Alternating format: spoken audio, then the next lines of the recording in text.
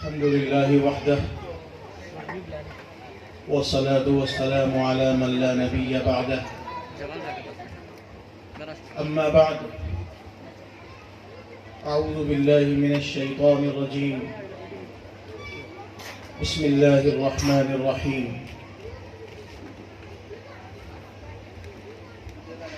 يا أيها الذين آمنوا توبوا إلى الله توبة نصوحا إن الله يغفر الذنوب جميعا إنه هو الغفور الرحيم وقال رسول الله صلى الله عليه وسلم خيركم من تعلم القرآن وعلمه أو كما قال عليه الصلاة والسلام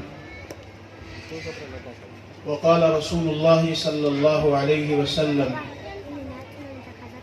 يا معشر النساء تصدقنا فإني أريتكن أكثر أهل النار قلنا وبما يا رسول الله قال تكثرن اللعنة وتكثرن العشر أو كما قال عليه الصلاة والسلام.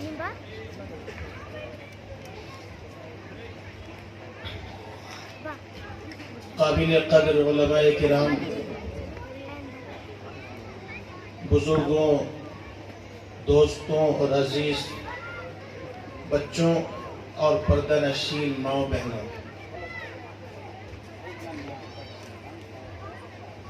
آج مدرسہ عبداللہ بن زید جو آپ کا ایک مشہور و معروف ادارہ ہے، اس ادارے کے سالانہ اجلاس میں حاضری کی سعادت حاصل ہوئی اور ادارے کے بچوں کی کارکردگی، ان پر کی جانے والی محنت یہ سامنے آئی.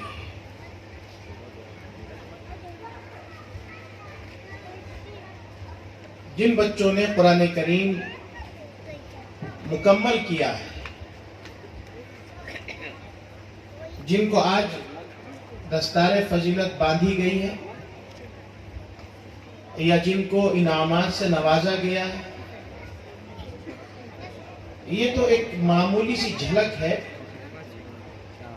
جو دنیا کے اندر ان کی عظمت کو ظاہر کر رہی ہے. ان کا مقام بہت اونچا ہے، ہم ان کے مقام کا اندازہ نہیں کر سکتے. ان کی عظمت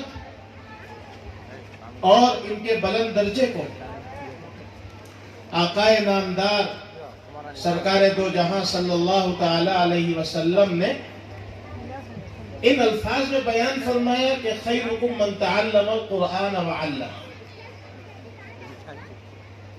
تم میں سب سے بہتر انسان وہ ہے جو قرآن سیکھتا ہے اور پھر دوسروں کو سکھاتا ہے.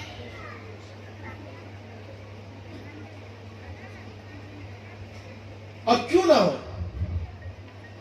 اس لیے کہ قرآن کریم اللہ تبارک و تعالیٰ کا کلام ہے، اللہ کی ذات سے نکل کر آیا ہے. جیسے ہم گفتگو کرتے ہیں، بات کرتے ہیں، تو جو کچھ ہمارے منہ سے نکل رہا ہے یہ ظاہر ہے کہ اندر سے ہی بات نکل کر آ رہی ہے. ایسے ہی قرآن کریم اللہ تبارک و تعالیٰ کے اندر سے نکل کر آیا. قرآن کریم کو دوسری آسمانی کتابوں پر جو فضیلت حاصل ہے اس کی بہت سی وجوہات ہیں. مثال کے طور پر ان آسمانی کتابوں کی حفاظت کا وعدہ اللہ نے نہیں کیا تھا، بلکہ جس قوم کو وہ کتاب دی گئی تھی اس کتاب کی حفاظت کی ذمہ داری بھی اسی قوم کو دی گئی تھی. لیکن قرآن کریم جب اللہ تبارک و تعالی نے نازل فرمایا تو اس کی حفاظت کی ذمہ داری اللہ تبارک و تعالی نے اپنے ذمے لی ہے. اِنَّا نَحْنُ نَزَّلْنَا الذِّكْرَ وَإِنَّا لَهُ لَحَافِظُونَ. ہم نے ہی اس نصیحت کی بات کو نازل کیا ہے اور ہم ہی اس کی حفاظت کرنے والے ہیں. یہ چھوٹے چھوٹے بچے جن کو عربی زبان نہیں آتی، جن کی مادری زبان عربی نہیں ہے، جو یا تو اردو بولتے ہیں یا کنڑ بولتے ہیں. میں دعوے کے ساتھ کہہ سکتا ہوں کہ اردو بولنے والا بچہ اردو میں لکھی گئی کتاب کو یاد نہیں کر سکتا، اور اگر یاد کر بھی لے کچھ دن کے لیے تو اس کو محفوظ نہیں رکھ سکتا. کنڑ بولنے والا کنڑ والی زبان کو، کنڑ میں لکھی جانے والی کتاب کو محفوظ نہیں رکھ سکتا.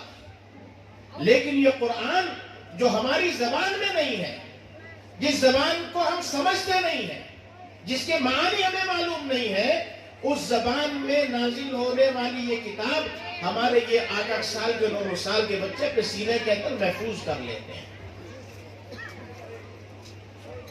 اللہ تعالیٰ دکھلا رہے ہیں کہ ہم اس قرآن کی حفاظت کیسے کر سکتے ہیں.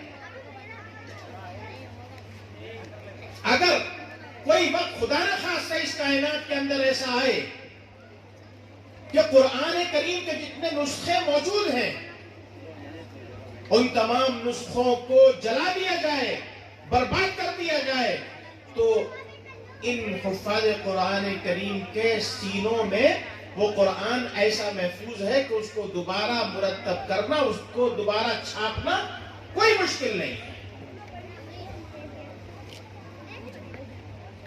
اور قرآن جس کیفیت کے ساتھ آج سے 1450 سال پہلے نازل ہوا تھا، آج تک اسی کیفیت کے ساتھ موجود ہے. اس میں کسی حرف کی، کسی نقطے کی، کسی زبر زیر کی تبدیلی نہیں ہوئی ہے، کیونکہ اللہ نے وعدہ کیا. خلیفہ ہارون رشید ایک بادشاہ گزرے ہیں، ان کا ایک معمول تھا کہ اپنے دربار میں ہر سال ایک علمی مجلس منعقد کرتے تھے اور تمام مذہب والوں کو دعوت دی جاتی تھی کہ وہ آ کر کے اپنے اپنے مذہب کی سچائی کو ثابت کریں.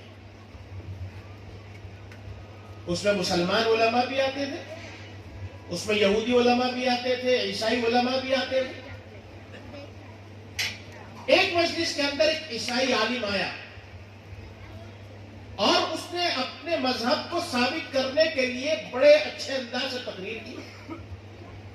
اس کا انداز بادشاہ کو پسند آیا، تو مجلس ختم ہونے کے بعد بادشاہ نے ان کو بلایا اور یہ کہا کہ تم قابل آدمی ہو، اللہ نے تمہیں صلاحیت دی ہے، لہذا میری رائے یہ ہے کہ تم عیسائیت کے بجائے مذہب اسلام کے اندر داخل ہو جاؤ، اسلام کی خدمت تم سے زیادہ ہوگی.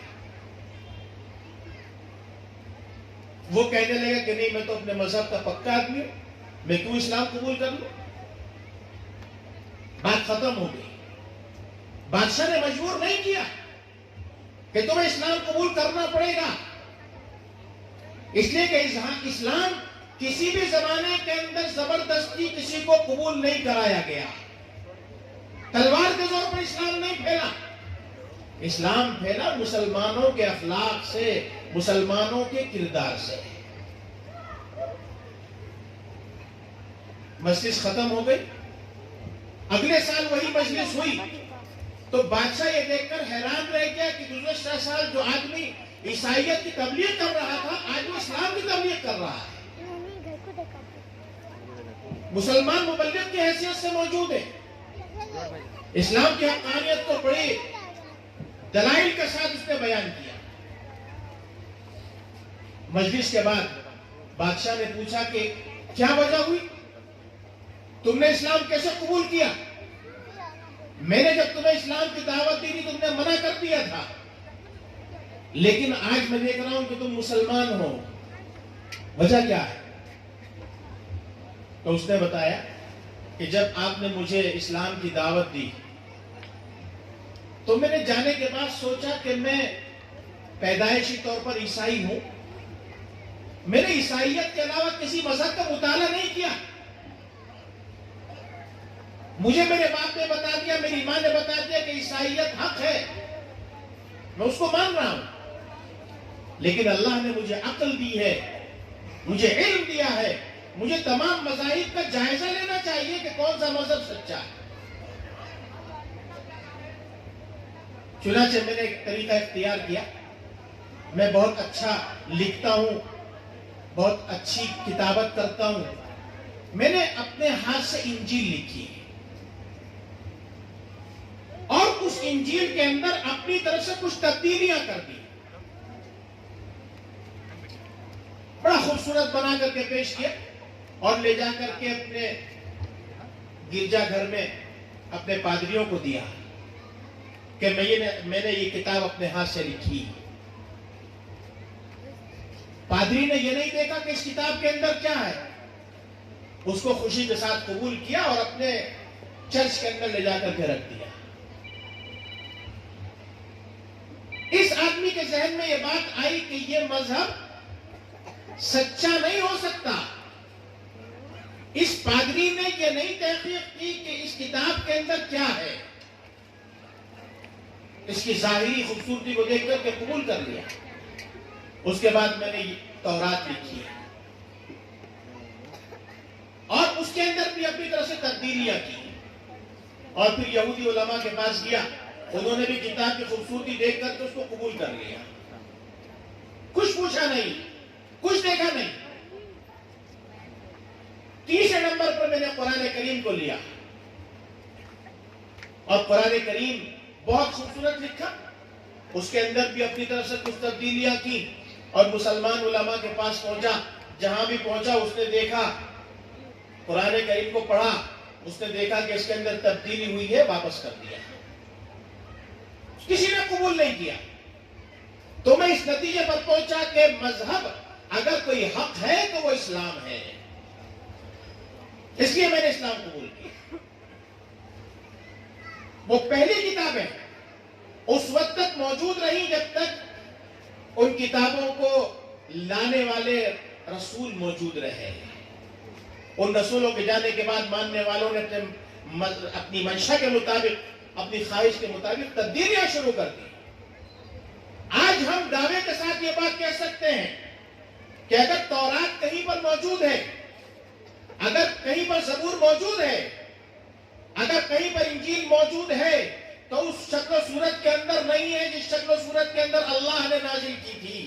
لیکن قرآن کے بارے میں ہم مکمل یقین کے ساتھ یہ دعویٰ کر سکتے ہیں کہ قرآن جیسے نازل ہوا تھا اسی طریقے سے آج تک محفوظ ہے. صرف الفاظ ہی محفوظ نہیں ہے بلکہ اس قرآن کو پڑھنے کا طریقہ بھی محفوظ ہے. اللہ تعالیٰ نے جبرائیل علیہ السلام کے سامنے کیسے پڑھا تھا؟ جبرائیل علیہ السلام نے جناب رسول اللہ صلی اللہ علیہ وسلم کے سامنے کیسے پڑھا تھا؟ جناب رسول اللہ صلی اللہ علیہ وسلم نے صحابہ کو کیسے سنایا؟ صحابہ نے تابعین کو کیسے سنایا؟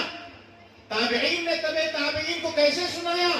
اس پڑھنے کا طریقہ بھی اللہ نے محفوظ کر دیا ہے. حافظ قرآن کے ذریعے سے اللہ نے الفاظ قرآن کی حفاظت فرمائی ہے اور قاری قرآن کے ذریعے سے اللہ تبارک و تعالی نے قرآن کو پڑھنے کے طریقے کی حفاظت کرائی ہے. پھر اس قرآن کے معانی ہیں، اس کی مرادات ہیں، قرآن ہم سے کیا چاہتا ہے، یہ تمام تر تفصیلات جناب رسول اللہ صلی اللہ علیہ وسلم نے، صحابہ کرام نے ہم سے بیان کی. اللہ نے قرآن کے معانی اور اس کی مرادات کی حفاظت بھی کرائی ہے مفسرین کے ذریعے سے. قرآن کریم کے اندر اللہ نے جو احکامات بیان کیے، ایک ایک آیت کے اندر نہ جانے کتنے احکامات ہیں. بعض فقہا وہ ہے کہ جنہوں نے ایک ایک آیت سے 1000 مسائل نکالے. اللہ نے ان مسائل کی حفاظت کے لیے فقہا کی جماعت تیار کر دی. جو وعدہ اللہ نے کیا تھا کہ ہم اس قرآن کو نازل کر رہے ہیں, ہم اس کی حفاظت کریں گے, وہ آج تک سلسلہ چل رہا ہے.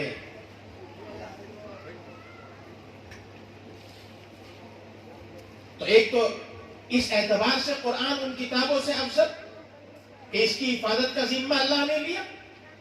دوسرے, یہ قرآن کتاب اللہ ہونے کے ساتھ ساتھ کلام اللہ بھی ہے, جیسے حضرت نے فرمایا. تورات کلام اللہ نہیں ہے, زبور کلام اللہ نہیں ہے, انجیل کلام اللہ نہیں ہے, لیکن قرآن کتاب اللہ بھی ہے, کلام اللہ بھی ہے. جیسے اللہ کی ذات ہمیشہ باقی رہنے والی ہے, ایسے ہی اللہ کا کلام بھی ہمیشہ ہمیشہ باقی رہنے والا ہے. دنیا کی طاقتیں 1000 کوششیں کر لیں اس قرآن کو مٹانے کی,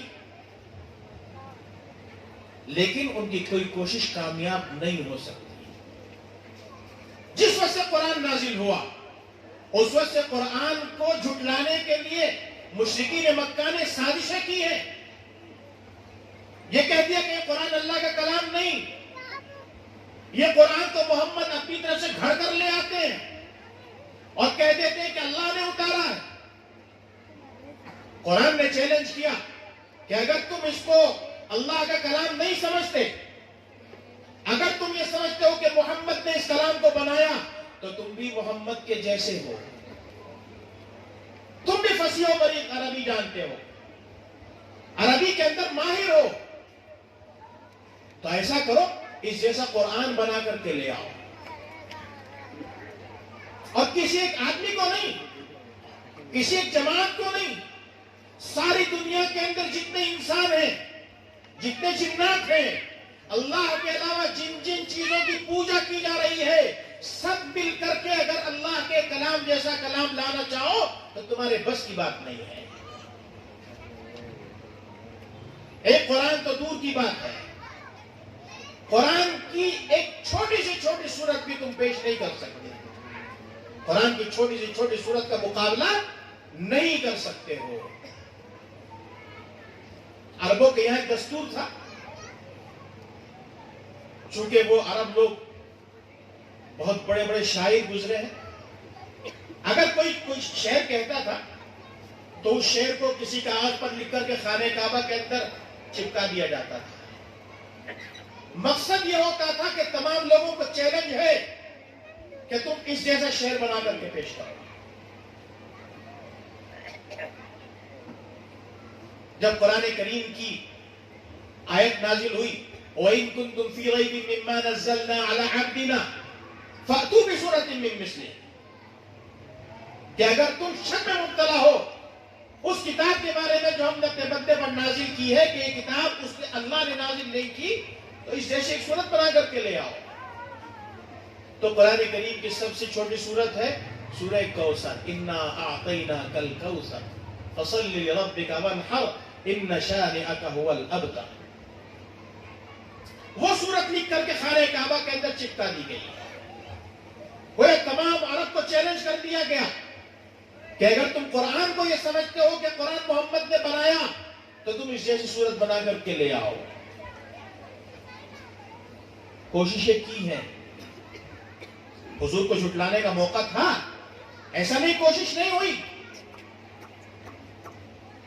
لیکن کوئی کوشش کامیاب نہیں ہو سکی, اس لیے کہ یہ قرآن جناب رسول اللہ صلی اللہ علیہ وسلم کا کلام ہے ہی نہیں.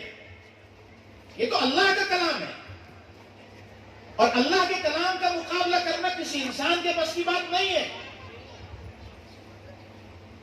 اس لیے جب اس کا مقابلہ نہیں ہوا تو کسی نے لکھ دیا واللہ ما ھذا کلام البشر, خدا کی قسم یہ کسی انسان کا کلام نہیں ہو سکتا.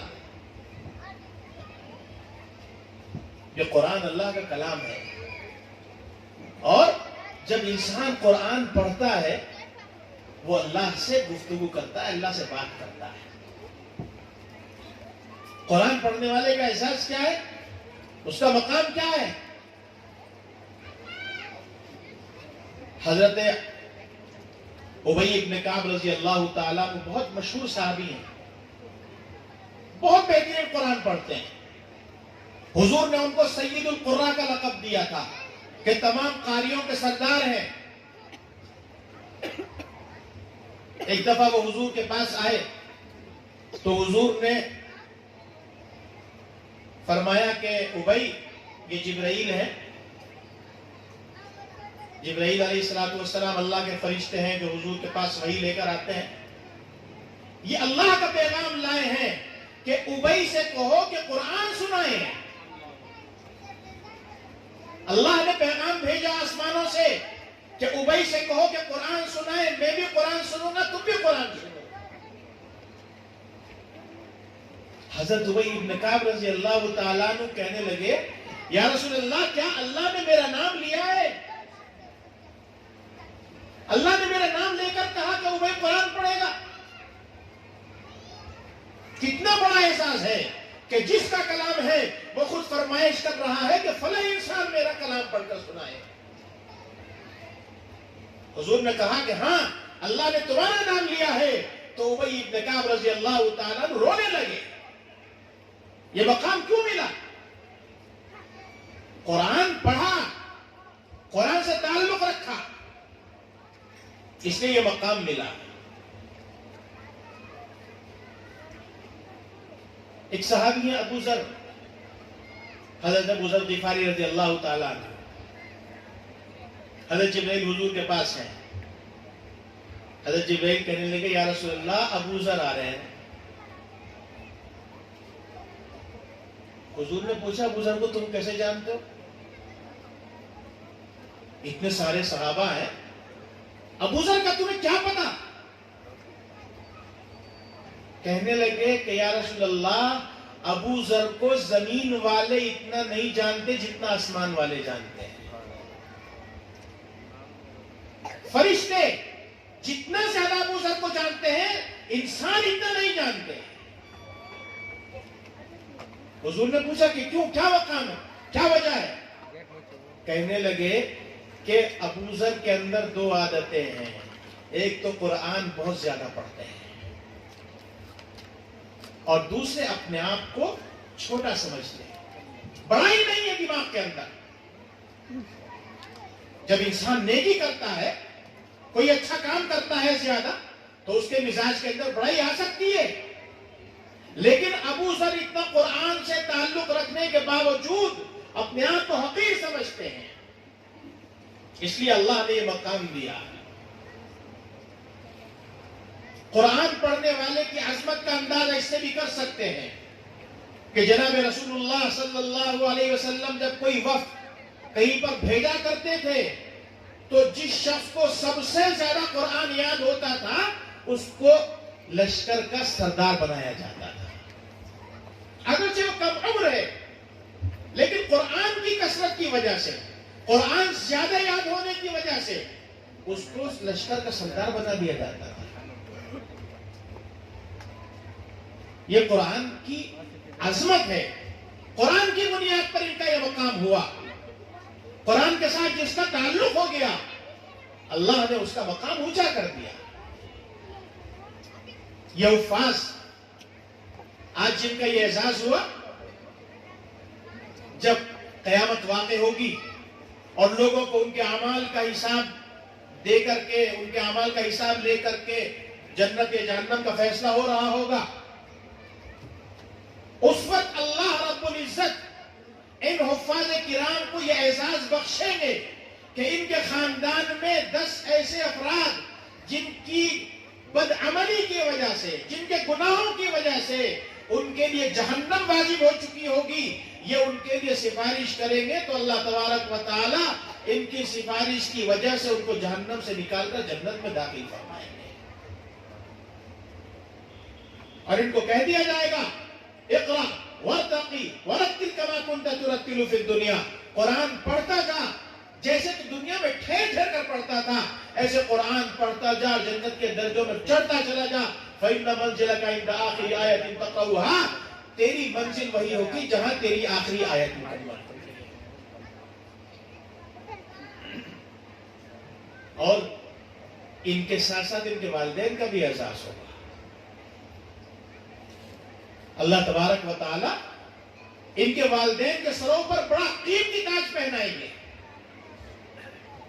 ایسا قیمتی تاج روایات میں آتا ہے کہ اس کی روشنی سورج اور چاند کی روشنی سے زیادہ ہوگی. سورج ہم سے کروڑوں میل دور چمکتا ہے.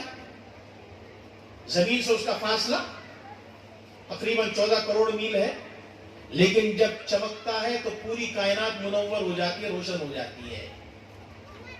اگر وہ سورج اس شامیانے کے نیچے چمکنے لگے، کتنی روشنی اس کی ہو سکتی ہے؟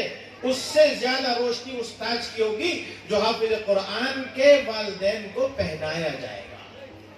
اور ایسا قیمتی لباس پہنایا جائے گا کہ دنیا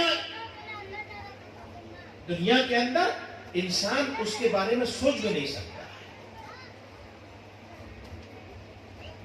تو ایک تو یہ قرآن کی نسبت سے کچھ بات عرض کی.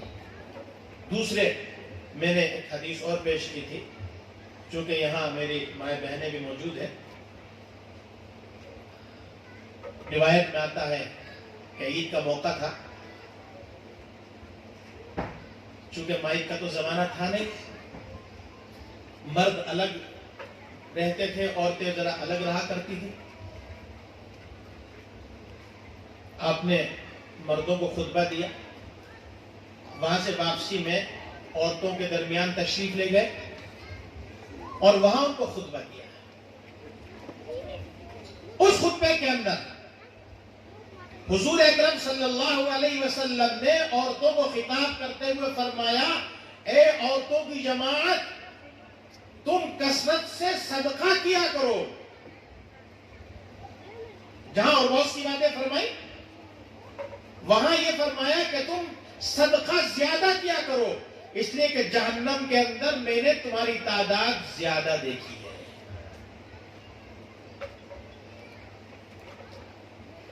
اس بیان کا مقصد تحقیر نہیں ہے، تذلیل نہیں ہے، بلکہ حضور نے ان عورتوں کے ساتھ شفقت کی بنیاد پر فرمایا کہ تمہیں کثرت کے ساتھ صدقہ کرنا چاہیے، اس لیے کہ صدقہ جو ہوتا ہے وہ بلاؤں کو ٹالتا ہے، عذاب کو ٹالتا ہے. عورتوں نے پوچھا کہ یا رسول اللہ، جہنم میں ہمارے زیادہ تعداد میں جانے کی وجہ کیا ہوگی؟ حضور نے فرمایا کہ تمہارے اندر دو عادتیں ہیں. ایک تو یہ کہ تم لان تان بہت کرتی ہو. لعنت یہ ایسی بری چیز ہے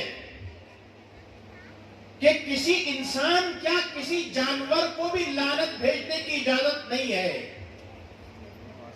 اس لیے کہ لعنت کے معنی آتے ہیں رحمت حق سے دور ہو جانا، اللہ کی رحمت سے محروم ہو جانا.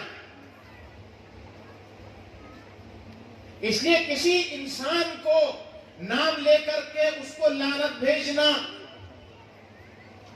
ہرگز جائز نہیں ہے. کسی مسلمان تو کیا، کسی غیر مسلم کا نام لے کر کے لعنت بھیجنے کی بھی شریعت نے اجازت نہیں دی ہے، الا یہ کہ کسی آدمی کے بارے میں یقین ہو کہ اس کا خاتمہ کفر پر ہوا ہے.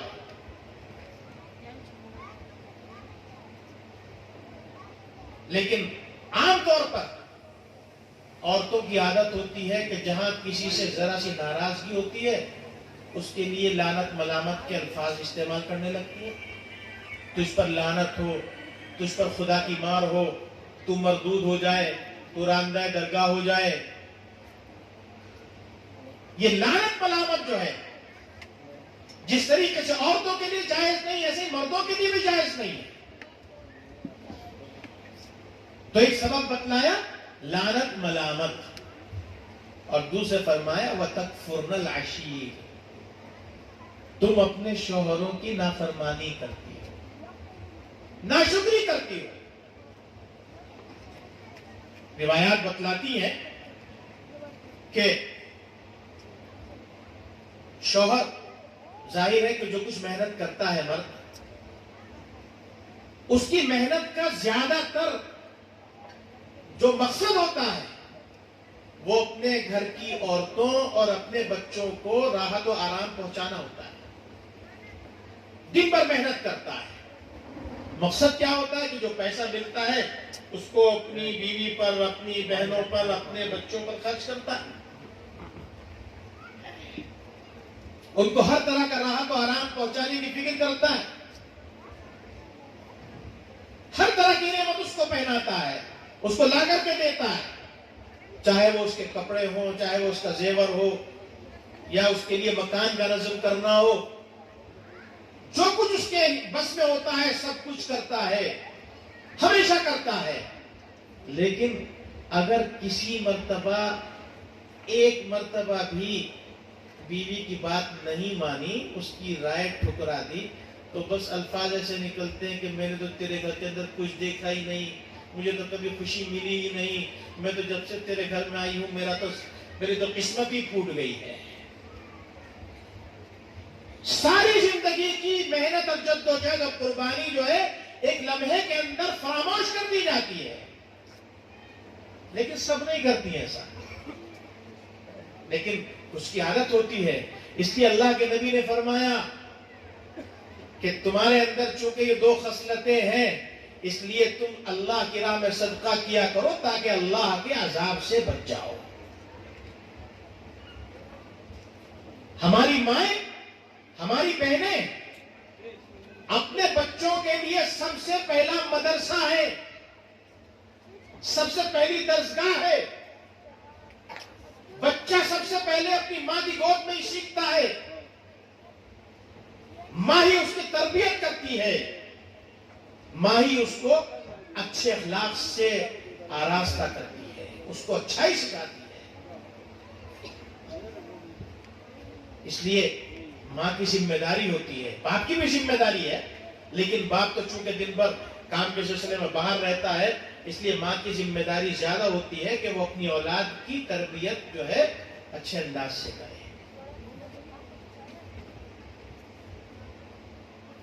اولاد ہماری قیامت کے دن ان کے بارے میں ہم سے پوچھا جائے گا۔ ہم اس بات کی تو فکر کرتے ہیں کہ اپنی اولاد کو دنیا کی ہر راحت کی چیز دے دیں، ہر آرام کی چیز دے دیں، ہمارے مرنے کے بعد ان کو کوئی پریشانی نہ ہو، ان کے لیے بزنس چھوڑ کر کے جائیں، ان کے لیے فیکٹری چھوڑ کر کے جائیں، ان کے لیے اتنا مال چھوڑ کر کے جائیں کہ ہمارے مرنے کے بعد انہیں پریشانی نہ ہو۔ یہ تو ہم فکر کرتے ہیں، اچھی چیز ہے، لیکن اس سے زیادہ فکر اس بات کی ہونی چاہیے کہ جب ہماری یہ اولاد مرے گی تو اس کے بعد ان کا کیا ہوگا۔ مرنا سب کو، یہاں ہمارا قیام چند روز کے لیے، ویزا پر آئے ہوئے ہیں، یہ ہمارا اصل ملک نہیں، یہ ہمارا اصل وطن نہیں ہے، ہم یہاں کے اصل باشندے نہیں ہیں، ہم اصل باشندے ہیں آخرت کے۔ فَإِنَّ الدُّنْيَا خُلِقَتْ لَكُمْ، یہ دنیا تمہارے لیے پیدا کی گئی ہے، وَخُلِقْتُمْ لِلْآخِرَةِ وَإِنَّكُمْ خُلِقْتُمْ لِلْآخِرَةِ، اور تم آخرت کے لیے پیدا کیے گئے، آخرت کی تیاری کے لیے دنیا کے اندر بھیجا گیا۔ اسی لیے حدیث میں آتا ہے، اللہ کے رسول صلی اللہ علیہ وسلم نے فرمایا کہ دنیا کے لیے اتنا کرو جتنا تمہیں دنیا میں رہنا ہے، اور آخرت کے لیے اتنی تیاری کرو جتنا وہاں رہنا ہے۔ یہاں میں 50 سال، 60 سال، 70 سال، بہت ہوا 80 سال، 100 سال، اس کے بعد جانا ہے، لیکن وہ زندگی وہ ہے کہ جس کو ختم ہونا نہیں ہے، وہ ہمیشہ کی زندگی ہے۔ دانش مندی کا اور عقل مندی کا تقاضا یہ ہے کہ انسان اس جگہ کو بنانے کی فکر کرے۔ اب تک جو کچھ ہم سے غلطی ہوئی، جو کچھ کوتاہی ہوئی، ابھی ہمارے پاس موقع ہے کہ ہم اس کو سدھار سکتے ہیں۔ جیسے ہم جب پڑھتے ہیں تو سال کے ختم پر ہمارا ایگزام ہوتا ہے، امتحان ہوتا ہے، ہمیں امتحان میں سوال دیے جاتے ہیں، اس کا جواب لکھنے کے لیے کاپی دی جاتی ہے. تو امتحان کا جو وقت مقرر ہوا 2 گھنٹے 3 گھنٹے، اس وقت کے اندر ہمیں اس کتاب کے اندر ان سوالوں کا جواب دینا ہے. اور اگر جواب لکھتے ہوئے کوئی غلطی ہوگی اس کو کاٹ کر ہم صحیح جواب بھی لکھ سکتے ہیں. لیکن جب وہ ہماری کاپی ہمارے ہاتھ سے نکل کر ایگزامینر کے پاس چلی جاتی ہے، اب ہمیں اس میں کوئی کریکشن کرنے کا یا اس کی درستگی کا موقع نہیں ملتا. ہم ابھی امتحان گاہ کے اندر ہیں، یہاں جو کچھ غلطی ہوئی اس کی اصلاح کر سکتے ہیں. لیکن جہاں ہماری یہ آنکھ بند ہوئی، اب ہماری فائل اللہ کی بارگاہ میں پہنچ گئی ہے. اب اس کے اندر کوئی کریکشن نہیں ہو سکتا، کوئی تبدیلی نہیں ہو سکتی ہے. اس لیے جو کچھ غلطیاں ہو رہی ہیں ان سے فی الفور اللہ کی بارگاہ میں معافی مانگنی چاہیے. یا ایھا الذین آمنوا توبوا الی اللہ توبۃ نصوحا. اے ایمان والو، اللہ کے بارگاہ میں پکی سچی توبہ کرو. کیا ہے توبہ؟ اللہ توبہ اللہ توبہ اللہ توبہ زبان سے کہنے کا نام توبہ نہیں ہے. توبہ کے اندر 3 درجے ہوتے ہیں. ایک تو یہ کہ اب تک ہم نے جو گناہ کیا، مثلا نماز نہیں پڑھ رہے تھے، آج سے ہم نماز پڑھنا شروع کرتے ہیں. پختہ عہد کر لیں کہ آئندہ ہم نماز نہیں چھوڑیں گے. دوسرا یہ کہ اس پر شرمندگی ہو، ندامت ہو کہ ہم نے اتنی زندگی برباد کر ڈالی. ہمیں تو بالغ ہوتے ہی نماز پڑھنا شروع کر دینا چاہیے تھا، ہم نے زندگی برباد کر دی ہے. اس لیے ندامت ہونی چاہیے اور پختہ عہد ہونا چاہیے اس بات کا کہ آئندہ میں نماز نہیں چھوڑوں گا. اور تیسرے یہ کہ نماز پڑھنا فوراً شروع کر دے. یہ ہوتا ہے پکی سچی توبہ. اللہ تو بڑا کریم ہے، ہم کتنے گناہ کر لیں، اگر سچی توبہ ہم کرتے ہیں، اللہ کے بارگاہ میں سچے دل کے ساتھ حاضر ہوتے ہیں، اللہ ہمارے سارے گناہوں کو مٹا دیتے ہیں. التائب من الذنب کمن لا ذنب لہ. حدیث میں فرمایا گیا گناہوں سے توبہ کرنے والا ایسا ہے جیسے اس نے گناہ کیا ہی نہیں ہے. اللہ اس کا حساب بے باک کر دیتے ہیں. جب وہ پکی سچی توبہ کرتا ہے تو گزشتہ زمانے کے سارے گناہوں کو ڈیلیٹ کر دیا جاتا ہے، مٹا دیا جاتا ہے، اس کے رجسٹر سے ختم کر دیا جاتا ہے. ایک جگہ فرمایا التائب حبیب اللہ، توبہ کرنے والا اللہ کا محبوب ہوتا ہے. ایک واقعہ ذکر کرتا ہوں پھر بات کو ختم کروں گا. ایک دفعہ حضور اکرم صلی اللہ علیہ وسلم نے صحابہ کرام کو توبہ اور استغفار کی اہمیت بتلائی. اسی آیت کی روشنی میں صحابہ کرام کو حکم دیا کہ سب لوگ توبہ کیا کریں، اللہ سے معافی مانگا کریں. رات ہوئی تو حضرت بلال رضی اللہ تعالیٰ عنہ نے سوچا کہ آج رات میں مسجد میں جا کر کے اللہ سے اپنے گناہوں کی توبہ کروں گا. مسجد میں پہنچ گئے، اندھیرا مسجد کے اندر، اس لیے کہ لائٹ کا تو نظم تھا نہیں، بالکل اندھیرا. یہ سوچ کر پہنچ گئے کہ مسجد کے اندر کوئی نہیں ہے. لیکن تھوڑی دیر گزری تھی، احساس ہوا کہ دوسرا کوئی اور موجود ہے. تو پوچھا کہ کون ہے؟ معلوم یہ ہوا کہ حضرت ابو ذر غفاری رضی اللہ تعالیٰ عنہ. اب 2 آدمی مسجد کے اندر موجود ہیں، ایک حضرت بلال، ایک حضرت ابو ذر. دونوں میں یہ مشورہ ہوا کہ بجائے اس کے کہ ہم الگ الگ دعا کریں، الگ الگ توبہ کریں، ایسا کرتے ہیں کہ پہلے ایک آدمی توبہ کرے گا، دعا کرے گا، دوسرا آدمی آمین کہے گا.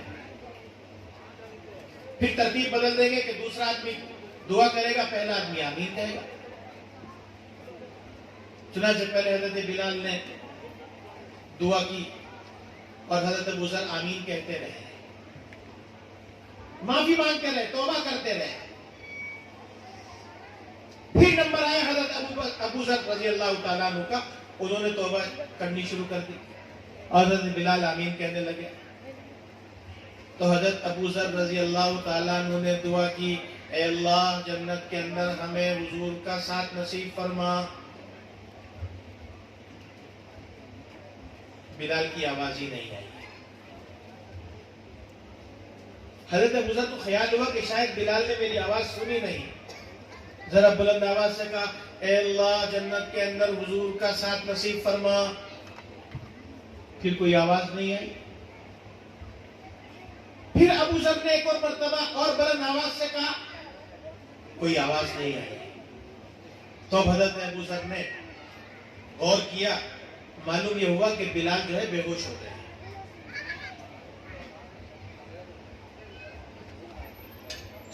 حضرت ابو ذر نے ان کو ہلایا اور ہوش میں لایا. اتنے میں حضور اکرم صلی اللہ علیہ وسلم تشریف لے آئے. کہنے لگے کہ تم دونوں کیا کر رہے ہو, مجھے سونے نہیں دے رہے, مجھے آرام نہیں کرنے دے رہے. انہوں نے کہا کہ یا رسول اللہ ہم نے تو کچھ بھی نہیں کیا, ہم تو خاموشی کے ساتھ یہاں بیٹھ کر کے دعا کر رہے ہیں. ہماری آواز اتنی نہیں کہ آپ کے حجرے کے اندر جائیں. حضور نے فرمایا کہ بے شک تمہاری آواز دھیمی ہے, لیکن اللہ نے مجھے حکم دیا ہے کہ جاؤ دیکھو وہاں مسجد میں ابو ذر اور بلال دعا کر رہے ہیں, جا کر کے ان کی دعا پر آمین کہو اور یہ وعدہ کر لو کہ جو دعا انہوں نے کی ہے ہم اس کو قبول کر رہے ہیں. سچے دل سے توبہ کرنے والا چاہیے. اللہ تو دینے کے لیے تیار ہے. اللہ تو کہتا ہے وَإِذَا سَأَلَكَ عِبَادِي عَنِّي فَإِنِّي قَرِيبٌ أُجِيبُ دَعْوَةَ الدَّاعِ إِذَا دَعَانِ فَلْيَسْتَجِيبُوا لِي. میں دعا کرنے والے کی دعا قبول کرتا ہوں, انہیں چاہیے کہ مجھ سے مانگا کریں. اللہ تو دینے کو تیار ہے, ہم لینے والے نہیں ہیں. موقع آ رہا ہے مانگنے کا. رمضان المبارک کا مہینہ, عظمت والا مہینہ, برکت والا مہینہ, لوٹنے والا مہینہ ہے اللہ کی نعمتوں کو, اللہ کی رحمتوں کو, برکتوں کو, مغفرتوں کو لوٹنے کا مہینہ ہے. معلوم نہیں زندگی میں آئندہ رمضان ملے نہ ملے, اس لیے یہ سوچ کر اس رمضان میں عبادت کریں کہ ہو سکتا ہے یہ رمضان ہماری زندگی کا آخری رمضان ہو. اللہ کی جتنی عبادت ہو سکتی ہو اتنی عبادت کا اہتمام کریں. نمازوں کا اہتمام ہو, فرائض کے ساتھ ساتھ نوافل کا ہو, قرآن کریم کی تلاوت کا ہو, لا الہ الا اللہ محمد رسول اللہ کا اہتمام ہو, استغفر اللہ اس کا سوال ہو. اور پھر دو کام اور ہیں, ایک جنت کی طلب اور ایک جہنم سے پناہ. یہ کام ہے رمضان کے اندر کرنے کے. اور روزہ تو ہے ہی بارہ, روزہ ہے, تراویح ہے. رمضان کی اہمیت پر باتیں آپ کے سامنے آ چکی ہوں گی مختلف عنوانات کے تحت مختلف حضرات کے ذریعے سے, اس لیے اس پر جانا نہیں ہے. اللہ تبارک و تعالی ہمیں کہنے سننے سے زیادہ عمل کی توفیق عطا فرمائے, اور اب تک جو ہمارے سے لغزشیں ہوئی ہیں اللہ تبارک و تعالی ان کو معاف فرما دے, اور آئندہ زندگی میں ہمیں اپنی مرضیات پر چلائے. وآخر دعوانا الحمدللہ رب العالمین.